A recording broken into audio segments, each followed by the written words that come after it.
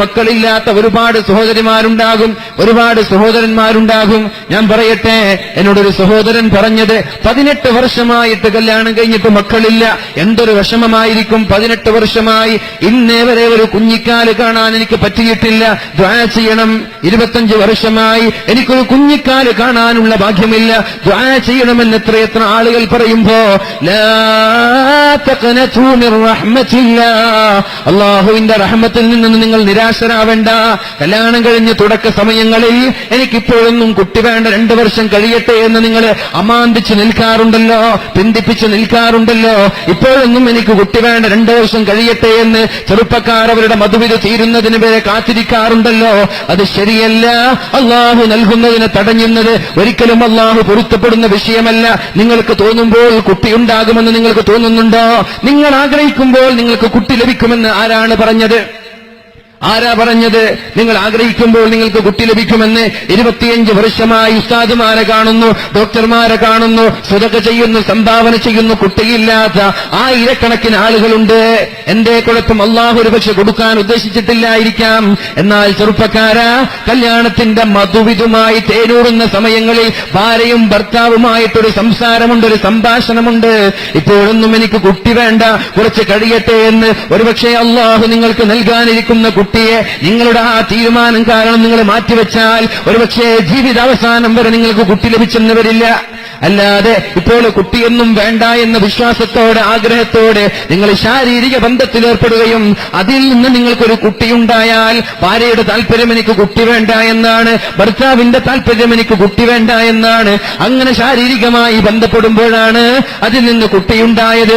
ആ കുട്ടി ലോകത്തിനും മാതാപിതാക്കൾക്കും സമൂഹത്തിനും വേണ്ടാത്ത കുട്ടിയായി മാറുമെന്ന് പറഞ്ഞത് മനഃശാസ്ത്രജ്ഞന്മാരല്ല, അള്ളാഹുവിന്റെ ഹബീബിന്റെ ഹദീസിന്റെ വചനങ്ങളും ഇന്ന് നടക്കുന്ന വൈദ്യശാസ്ത്രത്തിന്റെ പരീക്ഷണങ്ങളും നമ്മൾക്ക് വിളിച്ചോടുകയാണ്.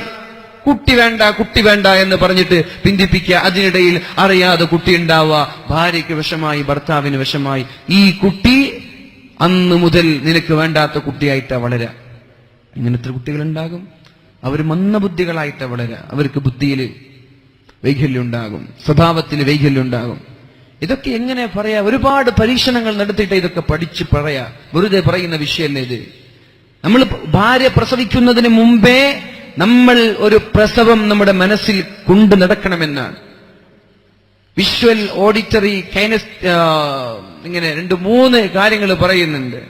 ശാരീരിക ബന്ധങ്ങളിൽ ഏർപ്പെടുന്ന സമയത്ത് പുഞ്ചിരിച്ചു നിൽക്കുന്ന ഒരു സ്വാലിഹായ കുട്ടിയെ മനസ്സിൽ കരുതണം.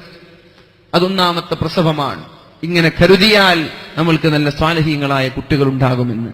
കുട്ടിയെ വേണ്ട എന്ന് പറഞ്ഞിട്ടാണ് ശാരീരിക ബന്ധങ്ങളിൽ ഏർപ്പെടുന്നതെങ്കിൽ ആ കുട്ടി അതിൽ നിന്നുണ്ടായാൽ ആ ജനിക്കുന്ന കുട്ടി ഉമ്മയ്ക്കും ഉപ്പയ്ക്കും ഉപകാരമില്ലാത്ത കുട്ടിയായി മാറും. എനിക്കറിയാം അങ്ങനൊരു സഹോദരിയെ കുറിച്ച്.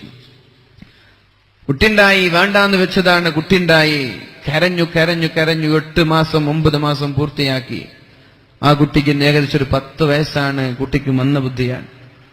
ഒരുപാട് കൗൺസിലർമാരെ കാണിച്ചു, മാറ്റില്ല. എന്തേ? ഉമ്മയ്ക്ക് വേണ്ട, ഉമ്മയ്ക്ക് വേണ്ടാത്ത സമയത്തുണ്ടായ കുട്ടി ഉമ്മയ്ക്ക് വേണ്ടാത്തതുപോലെ ജീവിക്കാൻ. അതുകൊണ്ട് സഹോദരിമാർ, സഹോദരന്മാർ, ഈ ഒരു വിഷയം നമ്മൾ ശ്രദ്ധിക്കാം.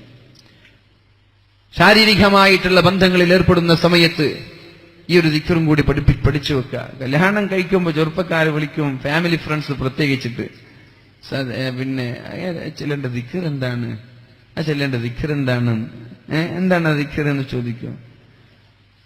അത് ആകൊരു ഫസ്റ്റ് നൈറ്റിൽ മാത്രം ചെല്ലേണ്ട ദിക്റാണോ അത്? ആദ്യ രാത്രികളിൽ മാത്രം ചെല്ലേണ്ട ദിക്റാണോ അത്? മരണം വരെ നമ്മൾ ചെല്ലണം. മുറിയിലെത്തിയാലും മരണം വരെ ചെല്ലേണ്ട ദിക്റാണത്. എന്താണ്? അല്ലാഹുമ്മ ജന്നിബിനി ശൈത്താൻ വജന്നിബി ശൈത്താന മാ റസഖ്തനാ. അല്ലാഹുവേ, എനിക്ക് നീ നൽകാൻ പോകുന്ന മക്കളിൽ നിന്ന് പിശാചിനെ അകറ്റണേ എന്നുള്ള ദുആ ആണത്. പഠിക്കണം ചെറുപ്പക്കാരാ. കല്യാണം കഴിഞ്ഞ പെണ്ണുങ്ങളും ആണുങ്ങളും ചെല്ലണം ഇത്. കല്യാണം കഴിഞ്ഞത് മുതൽ മരണം വരെ ഒന്നിച്ചുറങ്ങേണ്ട ഭാര്യ ഭർത്താക്കന്മാർ എല്ലാ രാത്രിയിലും ചെല്ലേണ്ട ദിക്റാണിത്. ആകെ ഒരു ഫസ്റ്റ് നൈറ്റിൽ മാത്രം പറയേണ്ട ദിക്റല്ല ഇത്. ഇത് ചൊല്ലിവരാൾ ശാരീരിക ബന്ധങ്ങളിൽ ഏർപ്പെട്ടാൽ ലം യമുസ്സുഹു ഉമ്മുസ്ബിയാൻ, പിശാചിന്റെ ശല്യം ആ മക്കൾക്കുണ്ടാവൂല എന്ന് മുഹമ്മദ് റസൂലുള്ളാഹ്. എന്താണ് ദിക്ർ?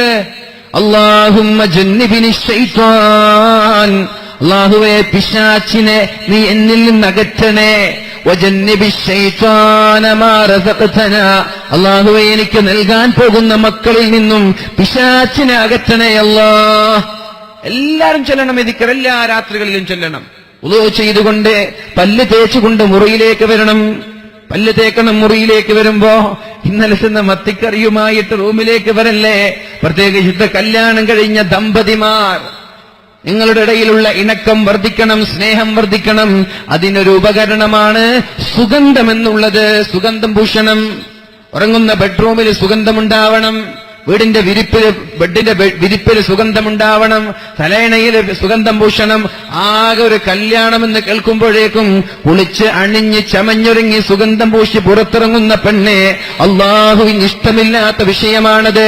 നാട്ടുകാർക്കല്ല നിന്റെ സൗന്ദര്യം നീ പ്രകടിപ്പിക്കേണ്ടത്. നാട്ടുകാരുടെ മുമ്പിലല്ല നീ ചണിഞ്ഞൊരുങ്ങേണ്ടത്. നാട്ടുകാരുടെ മുമ്പിലല്ല നീ ചമയേണ്ടത്. നിന്റെ ഭർത്താവിന്റെ മുമ്പിലാണ്. രാത്രി സമയങ്ങളിൽ മനോഹരമായി വുളൂ ചെയ്ത് പല്ല് തേച്ച് ബെഡ്റൂം മനോഹരമാക്കി നല്ല മനോഹരമായ വസ്ത്രങ്ങൾ ധരിച്ചുകൊണ്ട് സെന്റ് തേച്ച് അത്തർ പൂശി കിടന്നുറങ്ങിയാൽ നിന്റെ ദാമ്പത്യ ജീവിതം പരിമളമാണ്, സുഗന്ധപൂരിതമാണ്. ചെയ്തുകൂടെ?